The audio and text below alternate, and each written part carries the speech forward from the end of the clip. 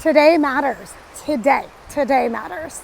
You know, all of us are working so hard to leave this legacy, and we're trying to say, I have another year, or I have another 3 years, or I have another 5 years to leave the legacy. Leave a legacy now.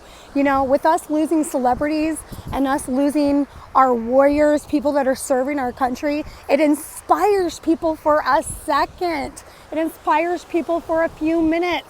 And they're like, oh, I'm gonna live my life. And then they go back to this normal life of not following their dreams and hustling and making all these excuses of why they're not following their dreams, while they're not being their best self. You know what? Rather than leaving a legacy of money, leave a legacy of passion. Leave a legacy of good health. The people around you are watching you, and we have the opportunity today to make the very best impact. And the best impact that you can actually make on the younger generation is to be present, to be mentally strong, physically strong, spiritually strong, and emotionally strong. Just because you're working hard and you're building a business, they're not gonna remember that. They're gonna remember you being healthy, you being there, you being happy and following your dreams. That's the legacy that we need to leave. And I always say you cannot enjoy your wealth without your health. You can't.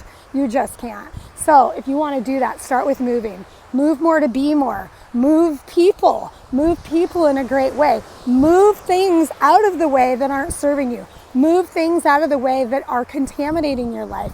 Move things closer to you that are going to contribute to your life, whether it's people, places, or things. Sometimes we have to change. No change, no change. So don't let a celebrity or a serviceman or one of our warriors force you to change. Oftentimes people change too late, right? They change when they have pain. They change when they have loss. They change when they actually have to. Change today so people can be inspired by you. Leadership is influence, and we all fall short. We all fall short, but unfortunately we learn the lesson sometimes too late. Don't learn the lesson too late.